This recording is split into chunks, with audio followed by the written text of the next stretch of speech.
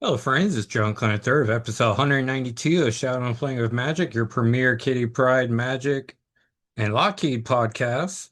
And today we're going to review Wolverine and Kitty Pryde 5, the final chapter, and then the rest of the books of last week. So let's get into it. Uh, so Wolverine and Kitty Pryde 5. So spoilers for all the comics of last week. We will get the final conclusion, which as soon as we got the body swap idea and the Snow Samurai established in the very first issue, we sort of knew how this series was going to end. I was hoping it was going to end with them at the airport, like welcoming Kitty and Logan back in 195, I think is when they come back, or maybe it's 192.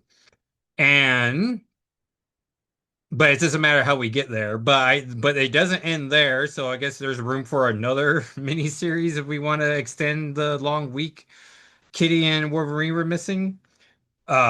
But this issue we get and there was a moment when Ziggy was taking more and more aspects of Kitty's personality while in her body that I was like, is Chris Claremont going to literally have a moment where or flirt with the idea that it's been Ziggy this entire time and she just has Kitty's memories and we've all just been cool about it. But no, we don't go that way. Like she's literally they're swapped back in. But it's fun how they have that moment of trading each other's personalities, which I'm like, okay, like that is fun. But but no big moves like that. But Kitty and Ziggy Trask agreed to be best friends forever. And so, like, hey, is this setting up a third series by Chris Claremont about Kitty Pryde, or is he setting up a Eve Ewing plot in Exceptional X-Men? And but most likely it's just going to be a Chris Claremont yet another miniseries. But it'd be fun if it was set in current day because I don't think we've seen Ziggy in forever. The last time we saw her for sure was in Chris Claremont's X-Men Forever and Forever 2, which was, what if he was never kicked off the Jim Lee X-Men series? Which in retrospect is an awkward moment in time because if he had just died a little for months on end, Jim Lee would have moved on to Image and, he wouldn't have left the title, but by then he would have been, so embittered and who knows why he probably would have wanted to leave anyways. Um, And we get a lot of nice Carmen Pride moments, which is nice. Uh, and then I uploaded a video on my Jackal SII YouTube and TikTok of with Pink's Circle Game as the one because I was hearing the song. I was like, oh, this would be a fun Carmen Kitty thing. So I took images from the fourth issue and put it up there. I thought it was pretty nice. And then X-Men 21 came out. Scott's still locked away with Lindquist, the federal agent. And so Magic gets an alert that Trevor Fitzroy's back on the scene. And so she's like, I'm going to defeat him this time. I'm still team leader because I was the leader on that mission. And we're introduced, or not, but we're reintroduced to Trevor Fitzroy's upstarts. And I sort of like Orifice, even though he's a disgusting power guy, and he has the same power of like vomit that one Ecstatics character has. But is it Zinquest? Something like that. He's in that Deadpool 2 movie. But there's also a character that has leeches powers, but with rainbow effects and an adult. So I guess if you ever want an adult leech, but don't want to include Artie, you can use that character. Oh, and there's a Chewbacca character too on the upstarts. But Orifice is the only one I learned the name of. And the Chewbacca, the not Chewbacca character taunts Juggernaut for going soft. And so Juggernaut just like murders the guy in front of Magic when she's like, time to go. He's like, this guy calling me soft. I'm gonna show him not soft. What you think like Magic in the New Mutants movie? Like you don't need to make her racist. There's other ways to cause tension in a team dynamic. Like Juggernaut just rip off that guy's arm, you know, it would have been a pretty badass move, but now it's like an awkward, like, hey, Magic, you don't usually just slice and dice people to death. Like, and Dragonite doesn't seem like a character to me that murders people either, though I know he killed that little boy, the squid boy guy. Um, but he was under duress in that scenario, and this one just seemed awkward. I don't know. It just not what I would have preferred, but so that was X-Men 21. And then Jen, the Eagle power gal, really lays into Trevor Fitzroy, and they have a little moment where like she went from being super lonely, which was a heartbreaking scene with her and Quentin, which I'm glad that he took the time to be like, hey Jen, why are you sad? And then she like lays into him like, I have power now, I can beat you. And he's like, yeah, how does that feel being super strong? And I'm like, oh, she needs to learn a very important lesson about, with great power comes great responsibility, as one guy's fond of saying. And yeah, so I think that was all the highlights of that issue. And then we have Jeff the Land Shark 3, which had Logan and Psylocke in it, which is awkward as he's not on that team. And Magic should be in issue 5, but it's a very cute story as they're trying to fight Shadow Jeff.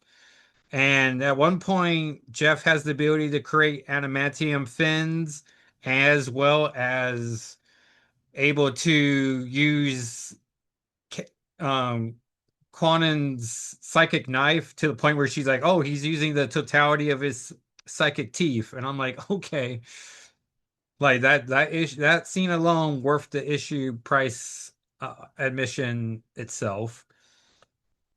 And Emma Frost and White Queen 3, she's on the run as the Hellfire Club's going after her. They don't quite play into the mole subplot, probably because we all know it's Tessa, and so we don't really need to spend too much time thinking about it. So, but it's showing how resourceful she is. Like she's going to a different country. She's going to try to connect with a guy who has severe mother issues. And, but the mother likes her, but he doesn't like Emma. So it's like, but yes, mother, I would do what you want me to do. On the way to that mother son pair, right, we see another great sequence where Emma's just walking through a group of people and being like, hug it out and punch herself in the face. And then she goes, Spider-Man. And like one guy right mentally thinks he's thipping himself, which is like, all right, Emma. Always a fun sequence of like, yeah, Emma never has to punch a person. Plus, this Emma, because it's a retro series, she doesn't have that diamond strength. So makes sense to just punch people as needed.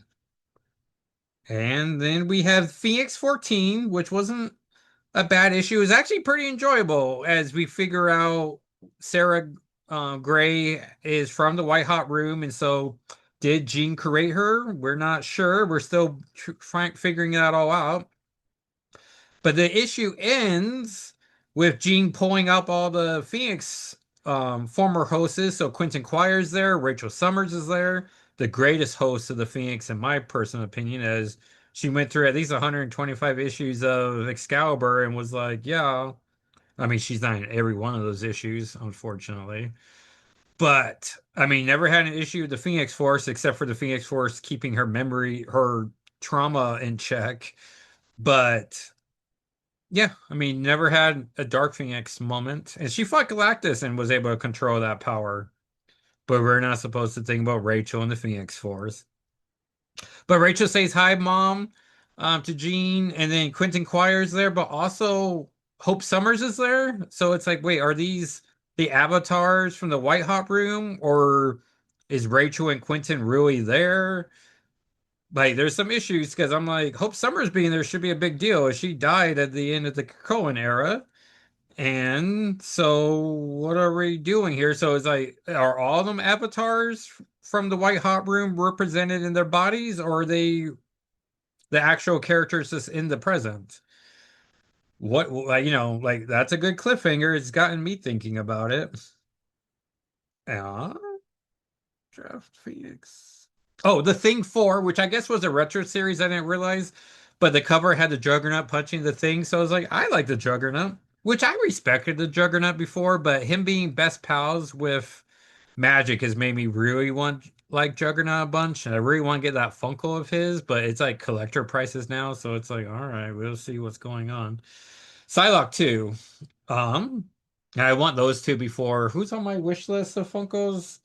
I know the Toad's on there from like the ones that predate me buying Funkos, which Walker D asked me who well, my first Funko was, and looking at them, I'm like, I'm not really sure which one of these was it. It probably was a Wolverine, right? Um, but those are my three wish list items, and then Onslaught and Dazzler. But Dazzler is at least on the official Funko website. And I wish we had the money when Onslaught was, because now Onslaught's not. I'm like, dang it. But $30 is hard to justify during the summer and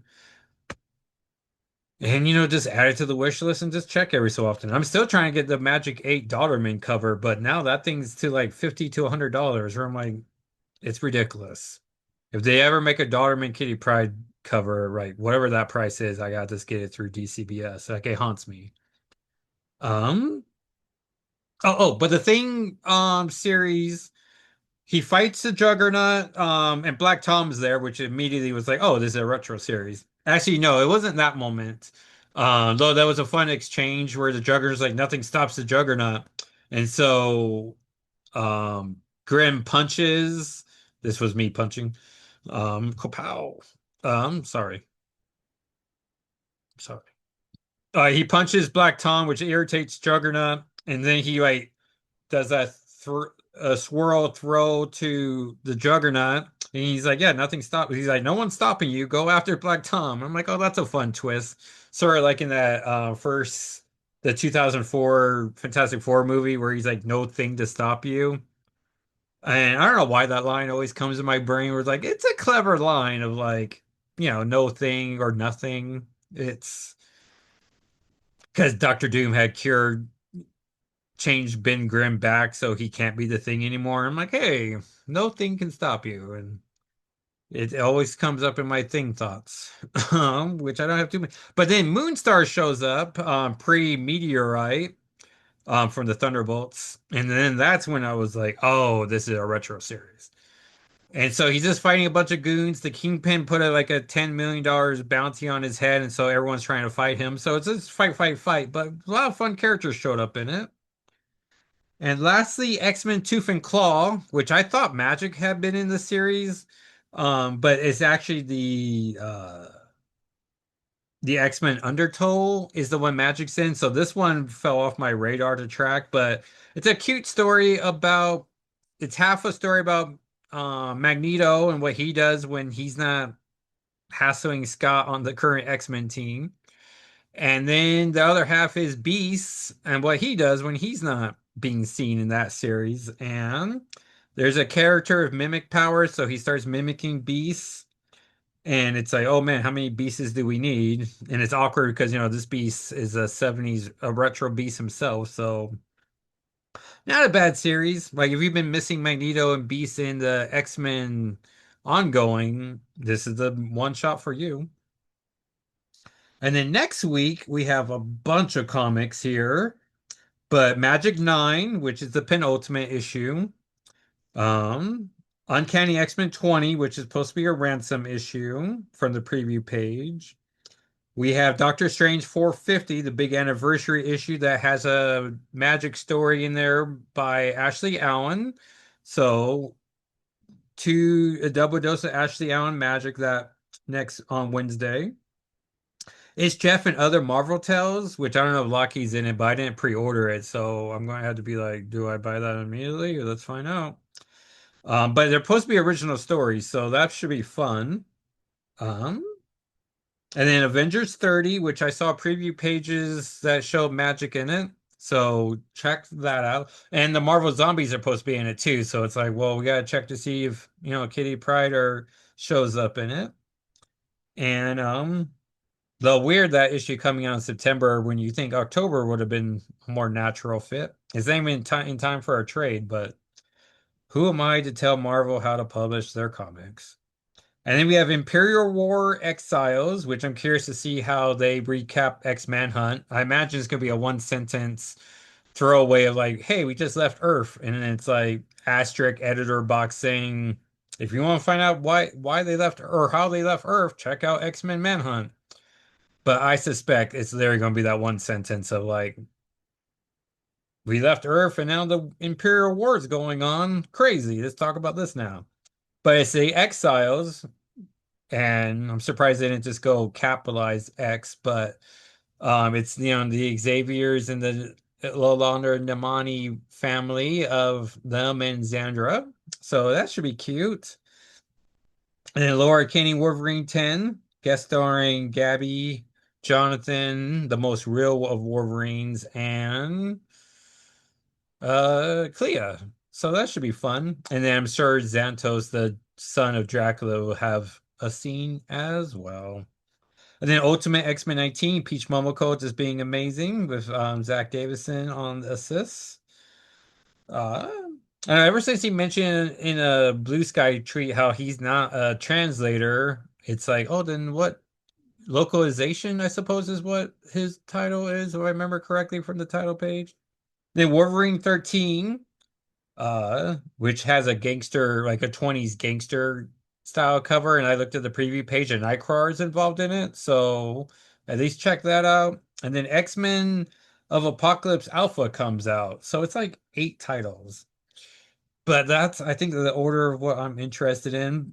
And then if X-Men of Apocalypse Alpha has a Shadowcat as a retro opinion or flashback, I'll get that one in on eBay as well. But yeah, so big week next on Wednesday.